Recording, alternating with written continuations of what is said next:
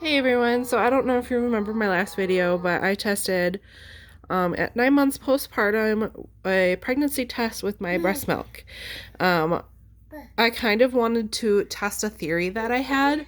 So my original theory when I did that was if you hadn't had a return of flow after giving birth, so your menstrual cycle hadn't returned, that your HCG would, I don't know how to say this without sounding stupid, because now that I think about it, I think it's stupid.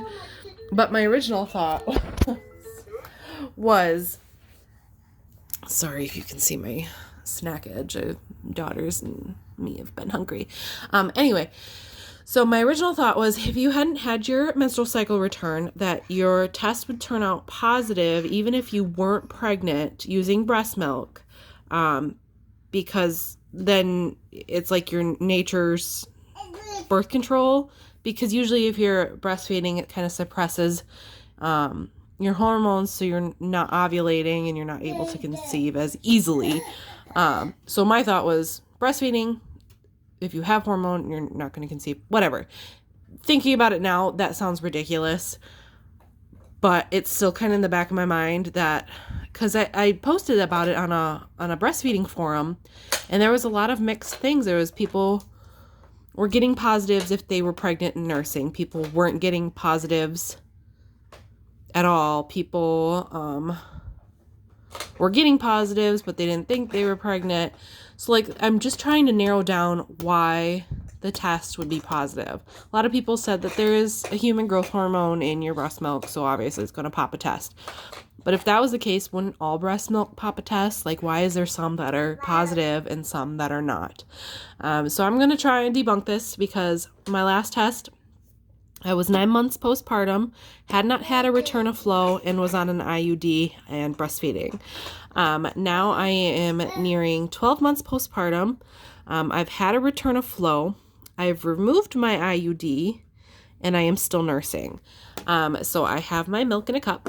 I'm going to test with a HCG test, and I'm also going to check with a ovulation test to see if an LH surge is picked up. Just to, almost spilled my milk. Just to try, because I have them. This is the same test that I used in my last video, so we'll have consistency. Just to debunk anything further, because I'm not taking any birth control, I did take a urine pregnancy test this morning, and it is negative. Negative. So I am not pregnant, even though that some people said if you are early pregnant, this would catch it first before urine. Anyway, I know I'm not pregnant. I just know. So we're going to test these. So give me a second to dip them, and then we will watch them. Be right back. All right, and they're off. Sorry, my daughter wants to play with them. No, we're not going to play with these. So the top one's the ovulation test, LH surge. And then the bottom one is the pregnancy test, HCG hormone. So I guess we're just going to play the game of waiting. So yeah, again, this is urine from this morning. And I just know it's physically impossible to even, oh, come on, focus. Hello. Physically impossible to be pregnant. If you're seeing anything, if you think you're seeing, oh my gosh, my nails are so gross. I'm so sorry. That is chocolate. If you think you're seeing anything, you're not. It's just a evap line, because I did take this like 5-6 hours ago. All right, you can, hold on. Let me take this silica packet out of there, and then you can play with that. There you go. All right, so let me stop blubbering and see what these guys are gonna do. So I'm curious. I'm very curious. All right, these are obviously gonna take forever, so I'm gonna pause it and come back in a couple minutes, because I really don't have anything to talk about. I don't think. Oh, I guess you could talk about why I removed my IUD at 9 months postpartum. It's not that we're trying to conceive, though we did have struggles conceiving our daughter, and I partially blame that to being on some type of birth control for about 10 years. So I just didn't really want any birth control to begin with, but obviously we didn't want another baby right away. But anyways, I loved my IUD at first, and then probably around 5 months after getting it inserted, I started having issues. So I was never able to feel the string, so I could never check. I'd get weird cramping. I always bled and had pain during intercourse. My partner always felt the strings, so I guess that was the way we could check to see if the strings were still there, is if he had pain. It actually like caused some damage to him. Let's see. My mental health just really started to decline, and I don't think, I mean, it might have been a mix of postpartum depression and postpartum anxiety. No. No. No touch. She's refusing to nap, so she's really crappy. But I was struggling mentally. My husband noticed I was struggling. So we just decided to roll the dices. Lena. So we just decided to kind of like roll the dice, but not really. We're still being careful. We're using backup protection. And also I'm watching my LH surges and stuff, because we're really not trying to conceive right now. It'd be fine if it happened, but I think I want to wait at least another 6 months or so. I just started a new job, so I want to wait a little bit, and the world's kind of a crazy place right now, so definitely not in a rush. Yes. But the second we took it out, I felt so much better.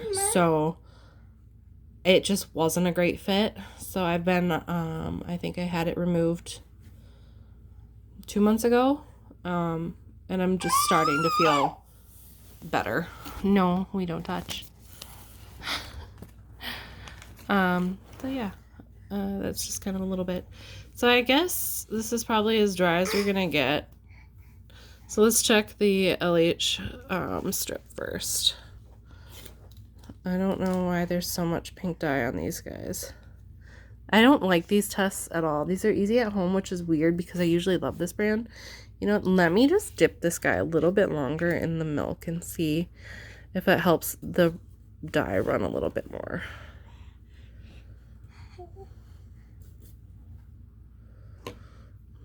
Because sometimes the milk's just a little too thick, so the dye doesn't quite get a chance to go all the way. Here, let me shake him down a little bit. Come on.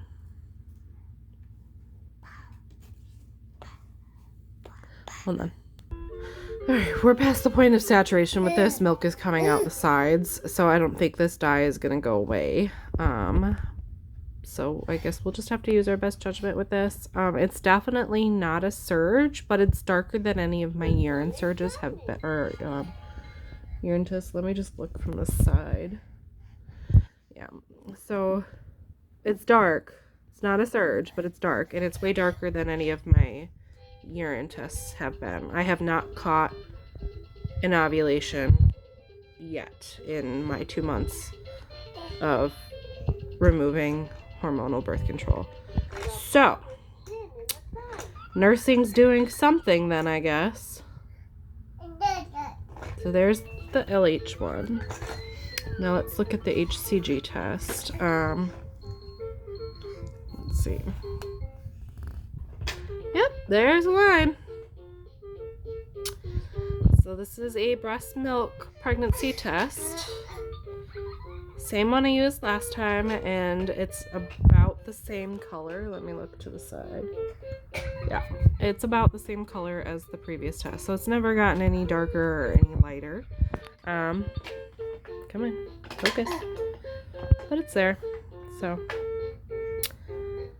interesting. And just again for reference, this is a urine test this morning, and it is negative. So seriously, if anyone has any knowledge as to why this happens and why some people's are negative, I'd be really curious to know. Holy cow, look how saturated that guy is. I'd be really curious to know why mine continue to be positive when I am not pregnant and other women's who are also not pregnant are negative.